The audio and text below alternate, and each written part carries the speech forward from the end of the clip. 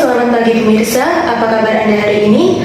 Awinya kembali hadir menjumpai Anda untuk beberapa menit ke depan bersama saya, Aurora Joharatul Nabila, dan sejumlah informasi teraktual tajam yang terpercaya kami siapkan untuk Anda. Baik saudara, kita beralih ke informasi yang pertama, yaitu mengenai laporan keuangan Bank Tabungan Negara atau biasa disebut Bank BTN pada tahun 2020. Bank Tabungan Negara didirikan sebagai bank milik negara, semula dengan nama Bank Tabungan Pos. Berdasarkan Undang-Undang Darurat Nomor 9 Tahun 1950, tanggal 9 Februari 1950. Selanjutnya, berdasarkan Peraturan Pemerintah Pengganti Undang-Undang Nomor 4 Tahun 1963, sejak tanggal 22 Juni 1963, diubah menjadi Bank Tabungan Negara. Pada tanggal 29 April 1989, bank mulai beroperasi sebagai bank umum milik negara. Pada tanggal 31 Desember 2020, Perseroan memiliki 103 kantor cabang, termasuk 25 kantor cabang syariah, 373 kantor cabang pembantu, termasuk 59 kantor cabang pembantu syariah, 254 kantor kas termasuk 7 kantor kas syariah, dan 3014 SOPP atau Sistem Online Payment Point. Dan Bank Tabungan Negara juga memiliki kerjasama bersama instansi atau lembaga lain. Instansi atau lembaga lain tersebut diantaranya yaitu Pengadilan Negeri Jakarta Selatan, Telkomsel, Komite Olimpiade Indonesia, PT Raja Wali Nusantara Indonesia, PT Angkasa Pura II, Bluebird, Pusat Pengelolaan Dana Pembiayaan Perumahan, PT SMF, Grab Indonesia, Gojek, dan PNM. Ada pula visi dan misi dari Bank Tabungan Negara.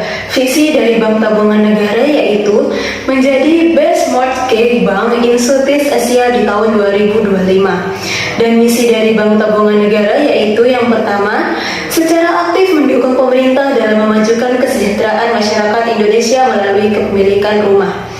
Yang kedua yaitu mewujudkan kehidupan yang diimpikan jutaan rakyat Indonesia melalui penyediaan rumah yang layak. Yang ketiga yaitu meningkatkan shareholder value dengan berfokus pada pertumbuhan profitabilitas yang berkelanjutan sebagai perusahaan blue chip dengan prinsip manajemen risiko yang kokoh. Yang keempat yaitu menjadi mitra keuangan bagi para pemangku kepentingan dalam ekosistem perumahan dengan menyediakan solusi menyeluruh dan layanan terbaik melalui inovasi digital. Dan yang terakhir yaitu menjadi home of Indonesia Best Talent. Bank Tabungan Negara atau Bank BTN tentunya memiliki produk dan jasa. Produk yang dihasilkan oleh Bank Tabungan Negara yaitu tabungan konsumer, deposito BTN retail, deposito berjangka lembaga, giro komersial, kredit perumahan, kredit non-perumahan, kredit modal kerja, dan kredit investasi.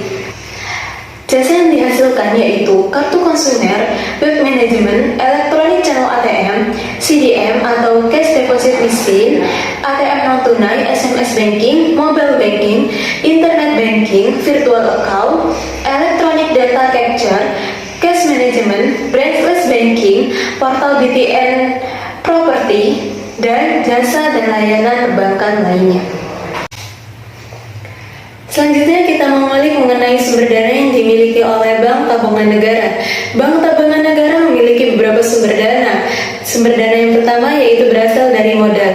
Modal yang dimiliki oleh Bank Tabungan Negara terbagi menjadi dua, yaitu dari modal inti dan modal pelengkap. Total dari modal inti dan modal pelengkap pada tahun 2020 yaitu sebesar Rp29.295.226 dan pada tahun 2019 sebesar Rp23.350.625. Selanjutnya ada sumber dana dari simpanan nasabah. Ada dari giro, pihak ketiga, dan pihak berelasi. Totalnya pada tahun 2020 yaitu sebesar Rp68.600.765 dan pada tahun 2019 yaitu sebesar Rp48.111.116. Dan untuk giro wadiah pada pihak ketiga dan pihak berelasi totalnya pada tahun 2020 yaitu sebesar Rp71.685.800 Rp860.000 dan pada tahun 2019 yaitu sebesar Rp50.701.126 dan untuk tabungan pihak ketiga dan pihak berelasi totalnya pada tahun 2020 sebesar Rp31.700.137 dan pada tahun 2019 yaitu sebesar Rp41.484.909 dan untuk tabungan wadiah pihak ketiga dan pihak berelasi totalnya pada tahun 2020 sebesar Rp39.005.346 dan pada tahun 2019 sebesar Rp42.274.798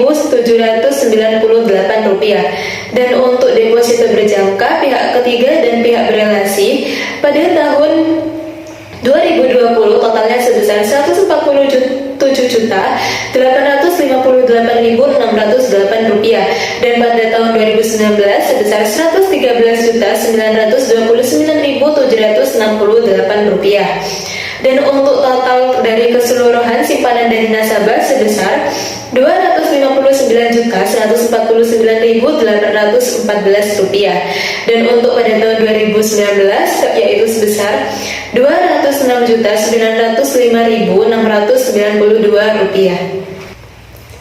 Simpanan nasabah dari Giro Mudharabah dari pihak ketiga dan pihak berelasi totalnya pada tahun 2020 sebesar Rp358.686 dan untuk tahun 2019 sebesar Rp1.414.712. Untuk tabungan mudharabah pihak ketiga dan pihak berelasi pada tahun 2020 sebesar Rp3.114.143 dan untuk pada tahun 2019 sebesar Rp3.362.926. Untuk deposito berjangka mudharabah pada pihak ketiga pihak berelasi totalnya pada tahun 2020 sebesar Rp16.368.275 dan untuk pada tahun 2019 sebesar Rp13.699.901. Total dari simpanan nasabah untuk yang mudharabah totalnya pada tahun 2020 sebesar Rp19.841.104 dan untuk pada tahun 2019 sebesar Rp18.477.539.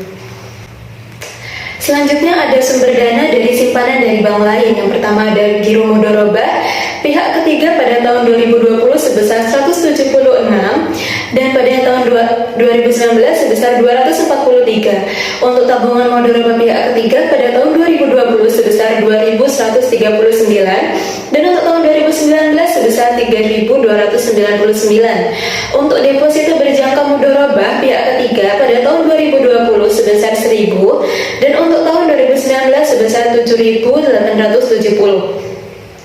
Total keseluruhan dari simpanan dari bank lain yaitu sebesar tahun 2020 sebesar 3.315 dan untuk tahun 2019 sebesar 11.412. Total dana sirkah temporer pada tahun 2020 sebesar Rp19.844.419 dan untuk pada tahun 2019 sebesar Rp18.488.951. Selanjutnya kita akan membahas mengenai sumber dana dari simpanan dari bank lain, yaitu mengenai tingkat suku bunga rata-rata per tahunnya. Untuk giro pada tahun 2020 sebesar 0,94% dan untuk tahun 2019 sebesar 1,73%. Untuk deposito pada tahun 2020 sebesar 4,47% dan untuk pada tahun 2019 sebesar 7,17%. Untuk interbank call money pada tahun 2020 sebesar 4,76% dan untuk tahun 2019 sebesar 6,6%. Selanjutnya kita akan membahas mengenai laporan publikasi bulanan komitmen kontingensi milik Bank Tabungan Negara yang ada di Otoritas Jasa Keuangan pada bulan Januari 2020. Yang pertama ada tagihan komitmen yang terdiri dari fasilitas pinjaman yang belum ditarik, posisi pembelian spot dan derivatif yang masih berjalan, dan yang lainnya. Fasilitas pinjaman yang belum ditarik terdiri dari rupiah dan valuta asing. Total dari tagihan komitmen seluruhnya yaitu Rp2.253.075. Lalu yang kedua ada kewajiban komitmen dengan total Rp17.972.121 yang terdiri dari fasilitas kredit kepada nasabah yang belum ditarik, fasilitas kredit kepada bank lain yang belum ditarik, irrevocable LORC yang masih berjalan, posisi penjualan spot dan derivatif yang masih berjalan, dan yang lainnya. Untuk fasilitas kredit kepada nasabah yang belum ditarik sebesar Rp15.705.284 dengan komite sebesar Rp202.763 dan uncommit sebesar Rp15.502.521. Untuk fasilitas kredit kepada bank lain yang belum ditarik sejumlah 0, dan untuk irrevocable LORC yang masih berjalan sejumlah 11.923 dengan LORC dalam negeri sebesar 11.923. Untuk posisi penjualan spot dan derivatif yang masih berjalan sejumlah Rp2.241.450 dan lainnya sebesar Rp13.464. Selanjutnya yang ketiga ada tagihan kontingensi dengan total Rp11.471.348 yang terdiri dari garansi yang diterima, pendapatan bunga dalam penyelesaian, dan yang lainnya. Garansi yang diterima dengan total Rp1.053.445 dengan rupiah sebesar Rp1.059.319 dan valuta asing sebesar Rp34.126. Untuk pendapatan bunga dalam penyelesaian dengan total Rp5.604.296 dengan bunga kredit yang diberikan sebesar Rp5.604.296. Untuk yang lainnya sebesar Rp4.773.607. Selanjutnya yang terakhir ada kewajiban kontingensi dengan total Rp1.796.118 yang terdiri dari garansi yang diberikan dan yang lainnya. Untuk total garansi yang diberikan dengan total Rp1.796.118 yang terdiri dari rupiah dan valuta asing. Untuk rupiahnya sendiri sebesar Rp1.759.000 dan untuk valuta asing sebesar Rp37.118. Sekian informasi yang dapat kami sampaikan. Saya Arla Jawharatul Nabila, mohon pamit undur diri. Selamat pagi dan sampai